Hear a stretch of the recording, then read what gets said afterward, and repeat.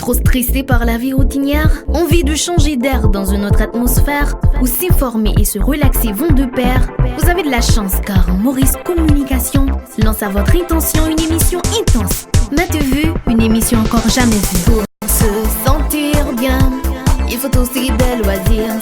C'est avoir du temps pour son passe-temps favori. Jouer une partie de bowling ou bien lire un très bon livre.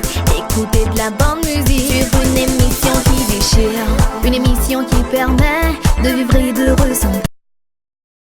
Trop stressé par la vie routinière? Envie de changer d'air dans une autre atmosphère? Où s'informer et se relaxer vont de pair? Vous avez de la chance car Maurice Communication lance à votre intention une émission intense. M'as-tu vu? Une émission encore jamais vue. Pour se sentir bien, il faut aussi des loisirs. C'est avoir du temps pour son passe-temps favori. Jouer une partie de bowling ou bien lire un très bon livre. Écouter de la bonne musique sur une émission qui déchire. Une émission qui permet de vivre et de ressentir un bon moment de plaisir. M'as-tu vu? Le journal télévisé et diversifié de l'école la plus qualifiée. M'as-tu vu? Un magazine informatif explicatif qui peut vous tenir attentif pendant tout le feu de l'action, avec des rubriques présentées par des étudiants de Maurice Communication. Une école unique, m'as-tu vu? Une émission encore jamais vue. Une grande salutation à vous, chers internautes. Bienvenue à votre émission M'as-tu vu, animée exclusivement par les étudiants de Maurice Communication. Aujourd'hui, nous aurons une émission très intéressante avec les styles d'apprentissage, les interviews avec les professeurs et un moment de motivation. N'oubliez pas de vous abonner à notre chaîne YouTube en likant nos vidéos et en nous laissant un commentaire. On se retrouve après la pause. Vous avez un très bon CV et nous sommes très intéressés par votre candidature. Maintenant, si vous nous parliez un peu de vous. À vrai dire, comme vous le savez déjà, je suis Nathalie Laguerre. Quelqu'un à ne pas rater. Courageuse, spacieuse, laborieuse. Je suis une femme de caractère. Oui, mais mademoiselle... Attends. 1. J'ai beaucoup d'études. 2. Je connais mon métier. 4. Il n'y a pas deux comme moi. À vous maintenant. Mais vous avez beaucoup étudié en plus. Vous devez être très doué. Mais non, je ne suis pas douée moi. Pas du tout. Qui vous a raconté ça? Quand j'achète, je paie toujours. Je ne suis pas douée. Mademoiselle, on vous rappelle. Elle a pourtant un bon CV. Madame Pierre, voyez-vous, réussir une carrière professionnelle, ce n'est pas seulement une question de bon CV et de vestimentaire. C'est plutôt, et surtout, une question de bonne communication. Puis il y a 3 ans de cela, j'étais comme Nathalie. Ah bon? Ah oui. Ce qui m'a guéri la bouche, c'est Maurice Communication.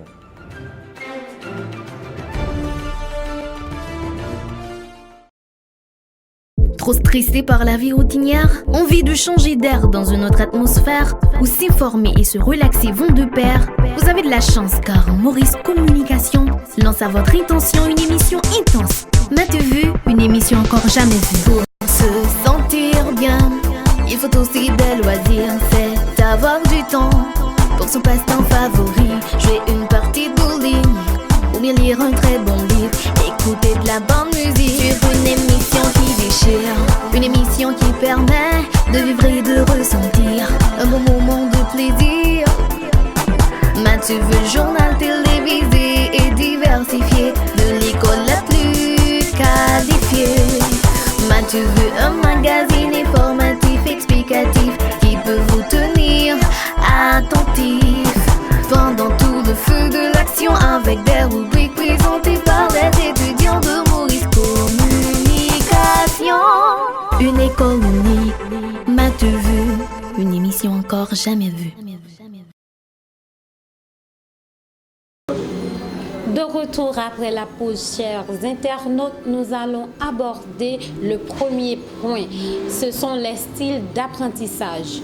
Pourquoi, lorsque vous suivez une conférence de presse, vous constatez que certains prennent des notes, d'autres écoutent attentivement, et d'autres souhaitent qu'on ait plus d'images, plus d'interaction avec le conférencier. Pourquoi? Parce qu'ils ont un style d'apprentissage différent. On peut identifier les visuels, les auditifs, les kinesthésiques. Les visuels composent 65% de la population. Donc, ils apprennent avec les images, les formes, les espaces. Donc, ils préfèrent illustrer ce qu'ils apprennent, noter ce qu'ils apprennent dans des cahiers, dans des livres, et la vue et leurs pensées sont leurs sens dominants pour l'acquisition des connaissances. Deuxième groupe, on a le groupe des auditifs. Ces gens préfèrent apprendre en écoutant. Ils se fient à leur mémoire. Donc, ils ont des talents musicaux, ils préfèrent écouter de la musique. Et pour transmettre des connaissances, ils enregistrent pour réécouter au lieu d'écrire pour relire. Et le dernier catégorie, ce sont les kinesthésiques. Ils préfèrent toucher, ils préfèrent être en contact directement avec leur matière. Sans oublier, pour apprendre, ils doivent connaître, savoir le pourquoi. Pourquoi ils apprennent, pourquoi on lui dit que c'est le 1er janvier qui est une date importante. Donc, ils préfèrent participer. Ils font la méthode essai-erreur. Je tiens à vous signaler qu'il n'y a pas de style d'apprentissage meilleur, mais ils sont simplement différents. Maintenant, à vous à découvrir quel est votre style d'apprentissage, si vous êtes visuel, auditif ou kinesthésique. Madame, monsieur, nous sommes maintenant en présence de monsieur Dumas Masson, professeur de rédaction et de journalisme multimédia. Monsieur Masson, vous êtes en train de partir, mais n'empêche que nous vous posons cette question. Comment est-ce que vous ressentez cette jonction entre vous et vos étudiants, l'ambiance entre vous et vos étudiants? Merci beaucoup pour cette opportunité. Je dois dire déjà que ma relation avec Maurice Communication a commencé il y a très longtemps, peut-être même une dizaine d'années, peut-être, ouais.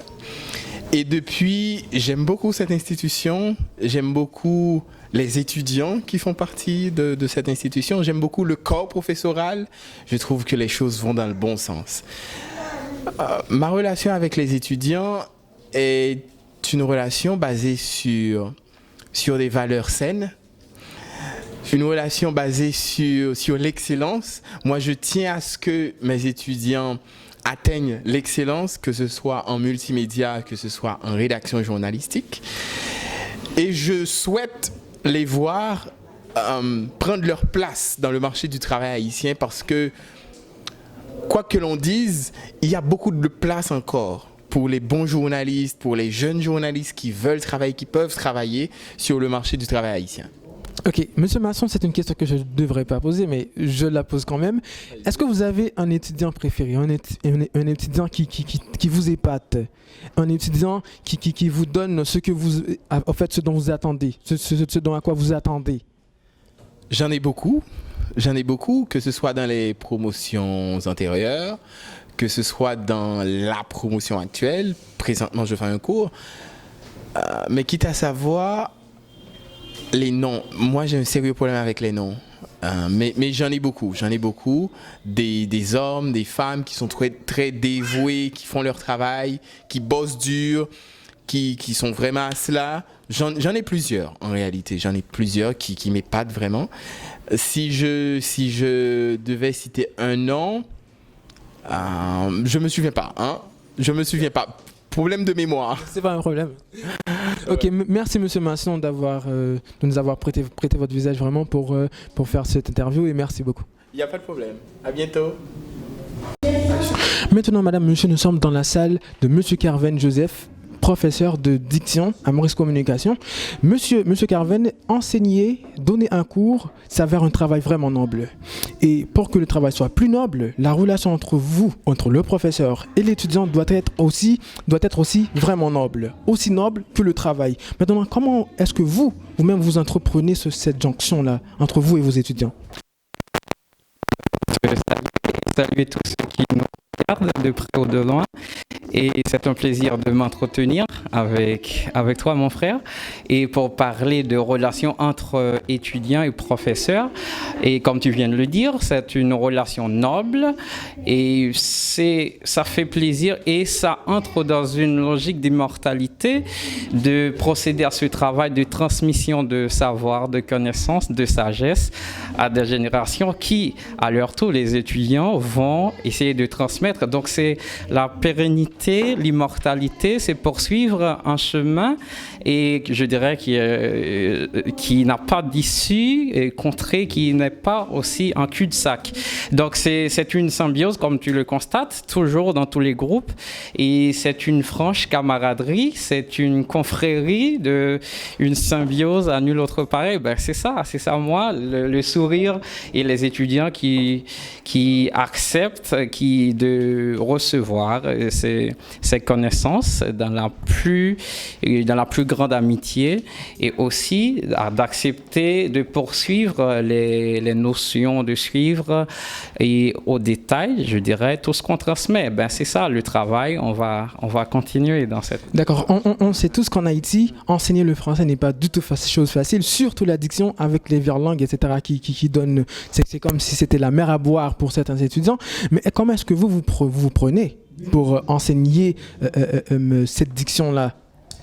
Ben, ce n'est pas chose facile, tu comprends, parce que là, nous avons, comme je le dis souvent avec les étudiants, il y a cette question de créole qui fait que les étudiants ou bien les Haïtiens ont du mal à s'adapter avec le français, mais surtout lorsqu'on vient dans cette démarche phonétique, des principes orthoépies de diction, là où par exemple, lorsqu'on avait l'habitude de dire habitude, et d'un coup, le professeur dit qu'il ne faut pas dire habitude, il faut dire habitude, d'un coup, ça demande beaucoup de travail, mais surtout, le placement des organes phonatoires qui pose généralement des problèmes avec des organes phonatoires comme le palais, la pointe de la langue et les dents, et le dorso-uvulaire comme et la partie arrière de la langue et la luette. Il y a un tas de principes, de trucs qui font que les étudiants ont du mal à s'adapter, mais finalement, on gagne toujours.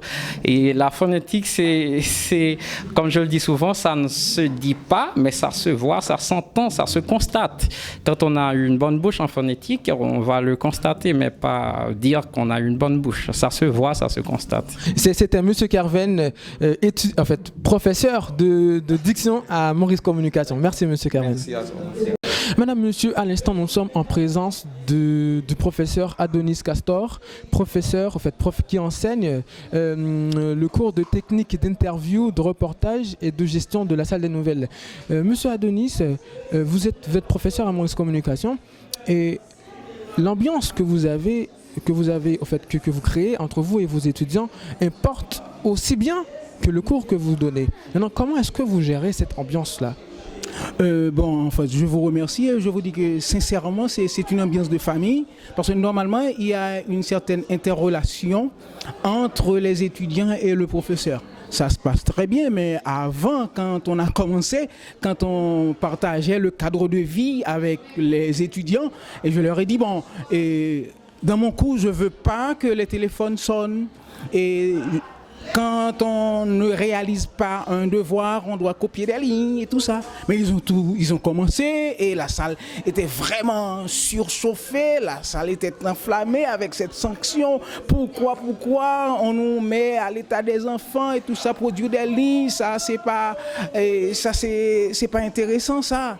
Moi je leur ai dit mais il faut pas voir la sanction, mais il faut éviter la sanction parce que on vous demande de produire des lignes. Pourquoi ? C'est parce que vous n'avez pas réalisé les devoirs. C'est parce que vous n'avez pas suivi, vous n'avez pas su maîtriser ce qu'on vous a donné durant le cours. Mais tout simplement, si vous voulez éviter cette sanction qui vous enflamme, cette sanction qui vous dérange, il faut produire les devoirs, il faut étudier les leçons et ça va passer bien. Mais maintenant, après on a discuté, on a été même voir M. Maurice parce que ça se passe pas bien et finalement on s'est entendu et fini cette sanction, on va pas copier les lignes, mais maintenant si on n'arrive pas à réaliser un devoir, on va pas accéder ce jour-là au cours. Et tout simplement, maintenant, c'est une bonne harmonie, c'est intéressant, une vie de famille, on est devenus amis. Maintenant, et j'ai même reçu un cadeau à l'occasion de l'école, à l'occasion de la fête de l'école avec les étudiants. Ça se passe bien et c'est très intéressant. Et c'est pour la première fois à Maurice Communication, j'ai pu avoir une salle aussi dense, aussi animée, aussi vivante. Mais c'est intéressant et je tiens aussi à féliciter Monsieur Maurice et toute l'équipe et tout ça, c'est bien. Maurice Communication, c'est une bonne institution, une vraie institution et c'est une grande famille, c'est intéressant et je leur souhaite déjà longue vie, bonne vie et tout ça. C'est un modèle et en matière de transmission de savoir à ce niveau-là. Okay. Monsieur Castor, vous avez su gérer ce différend qu'il y avait entre vous et vos étudiants. Mais est-ce que ça ne vous est jamais arrivé de casser l'ambiance après ce malentendu-là? Casser l'ambiance, ça veut dire quoi? Entre vous et vos étudiants. Est-ce que l'ambiance n'a pas l'habitude d'être cassée, genre d'avoir une atmosphère assez tendue en salle, malgré l'ambiance malgré l'importance que vous portez au cours et malgré l'admiration que vous portez à vos étudiants? Non, mais au contraire, ça monte, ça grandit et au jour le jour et au contraire et des fois juste pour leur stimuler, je leur donne des blagues, je leur raconte des histoires et tout ça, qu'il s'agit de mon vécu ou du moins de ce qui se passe et de ce que j'ai vécu dans le métier, tout ça, bon, mais et de mon enfance et tout ça, mais maintenant c'est avec mes étudiants, ça passe, c'est bien, c'est une expérience qui est vraiment positive pour moi et je compte continuer à vivre cette ambiance et j'ai appris et beaucoup de mes étudiants et ils sont aussi mes professeurs et avec eux ça passe, ça marche et ça avance et ça me stimule davantage et ça me met aussi à l'école parce que normalement pour préparer les cours je dois effectuer des recherches et tout ça pour savoir ce qui se passe et à travers le monde, ce qui se passe chez nous et tout ça, mais c'est intéressant. Je leur ai dit, un journaliste c'est quelqu'un qui détient une culture générale, il doit s'informer au jour le jour parce que le soleil se lève, il se couche, la terre bouge. Normalement, vous devriez vous informer au jour le jour parce que vos amis, vos parents savent que vous êtes un journaliste. C'est sûrement quand ils entendent quelque chose, ils vont se référer à vous pour vous demander est-ce que c'est vrai, pour avoir la véracité ou bien l'authenticité de l'information qui circule et tout ça à travers les rues. Bon, je leur ai dit, vous êtes une référence à ce domaine-là et le métier, il y a dans le b.a.-ba du journalisme, on parle d'une question de clarté, on parle d'une question d'exactitude et de la crédibilité, question d'équilibre. Vos informations, vous devriez vérifier vos informations avant de pouvoir les diffuser, les communiquer au public, parce que tout ce que vous dites en tant que journaliste, on va les prendre pour vrai. Il faut que ça soit vraiment parfait. Votre information, ce que vous dites, ce que vous écrivez et tout ça, bon, c'est bien. Madame, monsieur, à Maurice Communication, l'ambiance est hyper haut et tout le monde et tous les professeurs vraiment apprécient l'ambiance qu'ils ont entre eux et leurs étudiants. Madame, monsieur, c'était professeur Castor et professeur à Maurice Communication. Madame, monsieur, nous sommes justement dans la salle de monsieur Pierre-Franz Bozil, professeur de morphosyntaxe à Maurice Communication. Monsieur Pierre-Franz Bozil, vous avez des étudiants et nous savons tous à l'école que vous êtes une personne qui aime les étudiants, qui aime enseigner. Mais comment est-ce que vous gérez cette ambiance que vous entreprenez entre vous et vos étudiants? Ok, c'est une très très belle question. Cette question traitant de mes étudiants et de moi-même. Premièrement, je dois te dire, la principale raison pour laquelle j'adore autant mes étudiants, c'est parce qu'ils reconnaissent tous cette grande vérité. laquelle je suis le plus beau garçon de l'école, ça me porte à les aimer. Ils le disent tout le temps. Ils disent que je suis le plus beau garçon. Ça vraiment, ça me met à l'aise. Et je les aime beaucoup. Ils m'aiment également. Ils m'aiment parce que vraiment je suis beau. Et parce que nous sommes vraiment une famille ici. C'est plus qu'une famille. Avec ces étudiants, on plaisante tout le temps. On apprend surtout. Et en plaisantant, on apprend en faisant des blagues. Et je les adore. Je les adore parce que ils avancent, ils progressent, ils veulent avancer. On voit chez eux cette envie de bien faire, cette envie de bien parler, cette envie qui est celle de débutants vraiment assidus, de débutants qui sont remplis de fougue. Et ça vraiment me porte à apprécier mes étudiants qui m'apprécient également, qui me témoignent de cette appréciation. Et comment c'est vraiment, je le dis tout le temps, ici à Maurice Communication, c'est plus qu'une école, c'est une famille. Et ce sont mes enfants, je suis le père, il y a des grands-pères ici, moi-même, je suis le père de ces enfants que je prends sous mon aile, que je porte, que je berce et que j'adule. Donc la relation entre mes étudiants et moi, et c'est quelque chose d'intéressant, c'est quelque chose d'enviable. Quelqu'un qui voit ça de loin dira carrément: oh monsieur Bozil, ce garçon il est beau, c'est pourquoi ses étudiants l'aiment beaucoup. Et il est plaisant, il est, je ne sais pas, il fait de son mieux pour que les étudiants soient toujours à l'aise, pour que ces étudiants soient toujours au top surtout. C'est ça ma relation avec mes étudiants. Oui, monsieur Bozil, on ne peut pas aller jusqu'à en dire que votre relation entre vous et vos étudiants est parfaite, totalement parfaite. Et on sait que certaines fois, il y a des hauts et des bas dans les relations. Mais comment est-ce que vous gérez ces hauts et ces bas-là? Ok.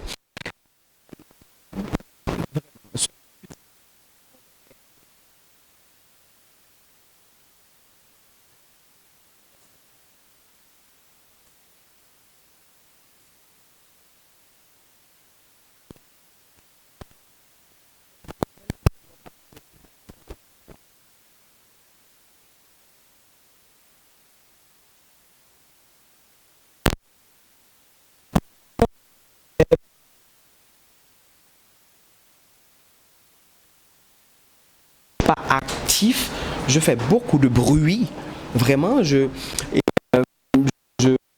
tiens à ce que je sois toujours éveillé. Conflit, peut-être pas vraiment, les hauts et les bas, oui, s'ils ne veulent pas parler, vraiment, il faut qu'ils parlent.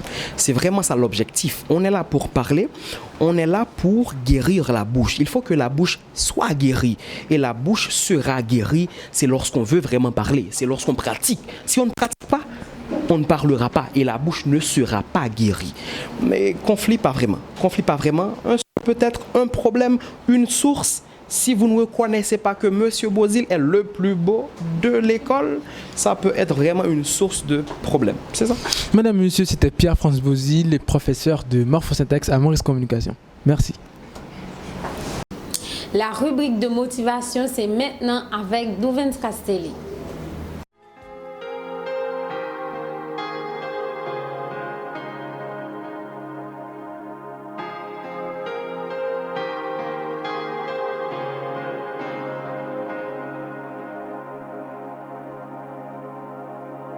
L'histoire enseigne aux hommes la difficulté des grandes tâches et la lenteur des accomplissements, mais elle justifie l'invincible espoir. Se servir des écrits du passé des grands pour grandir, pour évoluer. Une histoire pour réussir. Aujourd'hui, madame, monsieur, nous allons partager avec vous l'un des discours de Martin Luther King Jr. Martin Luther King, de son vrai nom, Michael Luther King Jr., pasteur baptiste et militant, dirigea le mouvement américain pour les droits civils du milieu des années 1950 jusqu'à son assassinat le 4 avril 1968 à Memphis. Son implication dans le mouvement a participé largement à la suppression de la ségrégation légale des Noirs américains dans le sud et quelques autres régions des États-Unis. King devient une figure nationale, une figure de proue, en fondant une organisation qui prône l'utilisation des méthodes non violentes, telles la Marche pour les droits civils de Washington. Il reçoit le prix Nobel de la paix en 1964. Il prononça un discours célèbre le 28 août 1963 devant le Lincoln Memorial à Washington. I have a dream. J'ai un rêve. Et aujourd'hui, les Américains, le monde en général, s'inspirent du passé de ce grand homme.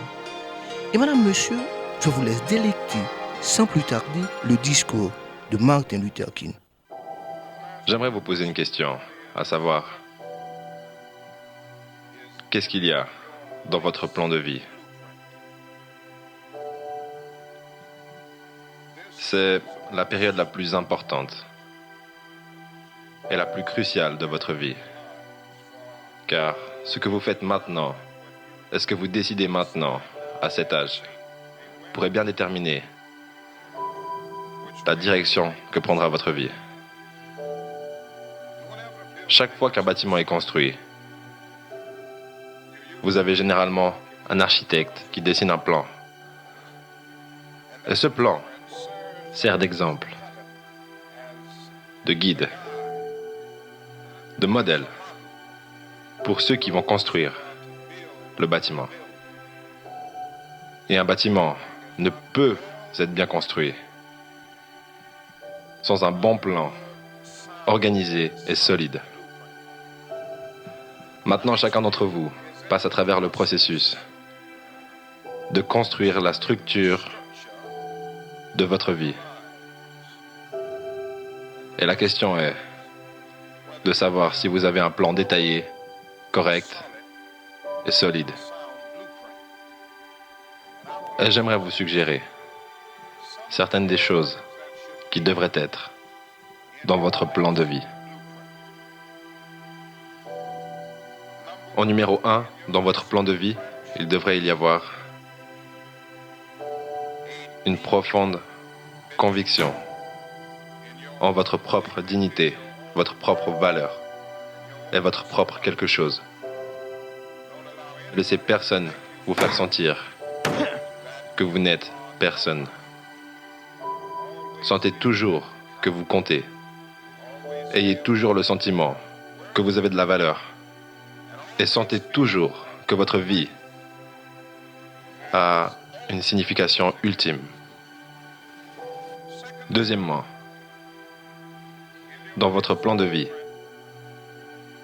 vous devez avoir comme principe de base la détermination d'atteindre l'excellence dans vos différents domaines d'activité. Vous allez décider au fil des jours, au fil des années, de ce que vous allez faire dans la vie, de ce que sera votre travail. Et une fois que vous aurez découvert ce que c'est, décidez-vous à le faire et à bien le faire.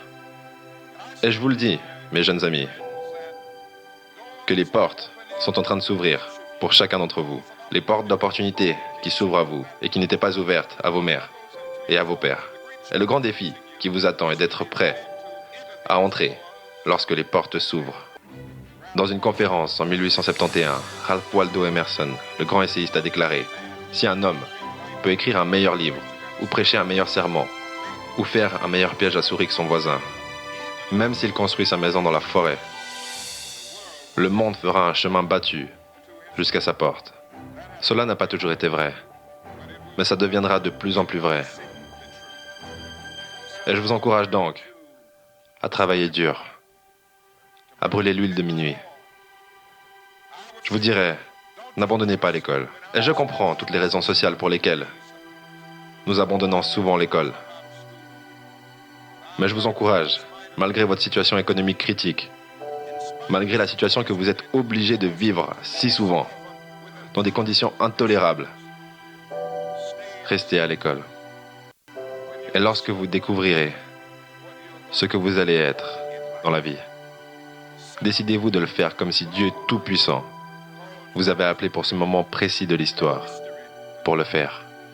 Efforcez-vous de faire du bon travail et de faire ce travail si bien que les vivants, les morts et les gens qui ne sont pas encore nés ne pourraient pas le faire mieux.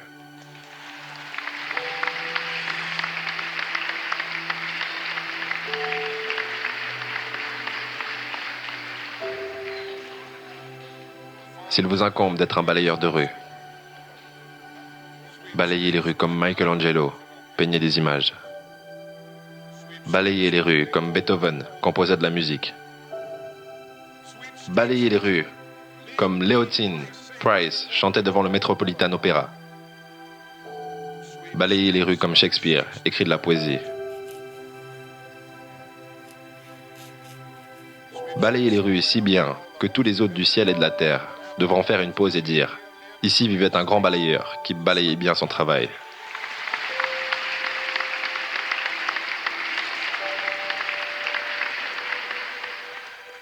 Si vous ne pouvez pas être un pin au sommet de la colline, soyez un arbuste dans la vallée. Mais soyez le meilleur petit arbuste sur le flanc de la colline. Soyez un buisson si vous ne pouvez pas être un arbre. Si vous ne pouvez pas être une autoroute, soyez juste un sentier. Si vous ne pouvez pas être un soleil, soyez une étoile. Car ce n'est pas par la taille que vous gagnez ou que vous échouez. Soyez le meilleur de ce que vous êtes. La vie, pour aucun d'entre nous, a été facile. Mais nous devons continuer à avancer. Nous devons continuer. Si vous ne pouvez pas voler, courez. Si vous ne pouvez pas courir, marchez. Si vous ne pouvez pas marcher, rampez. Mais par tous les moyens, continuez d'avancer. Madame, monsieur, commencez par chercher en vous ce que vous pouvez faire. Une fois trouvé, je vous conseille de vous lancer à fond. Je vais vous laisser avec cette pensée de Michael Jordan. Si vous abandonnez une fois, cela peut devenir une habitude. N'abandonnez jamais. Merci, chers internautes, d'avoir été des nôtres. Nous vous donnons rendez-vous pour une prochaine émission plus belle, plus intéressante. N'oubliez surtout pas de vous abonner à notre chaîne YouTube en likant ou en nous laissant un commentaire si ce n'est pas encore fait. Au revoir. Trop stressé par la vie routinière? Envie de changer d'air dans une autre atmosphère? Où s'informer et se relaxer vont de pair? Vous avez de la chance car Maurice Communication lance à votre intention une émission intense. M'as-tu vu? Une émission encore jamais vue. Pour se sentir bien, il faut aussi des loisirs. C'est avoir du temps pour son passe-temps favori. Jouer une partie de bowling ou bien lire un très bon livre. Écouter de la bonne musique sur une émission qui déchire. Une émission qui permet de vivre et de ressentir un bon moment de plaisir. M'as-tu vu le journal télévisé et diversifié de l'école la plus qualifiée? M'as-tu vu un magazine informatif explicatif qui peut vous tenir attentif pendant tout le feu de l'action avec des rubriques présentées par les étudiants de Maurice Communication. Une école unique, m'as-tu vu? Une émission encore jamais vue.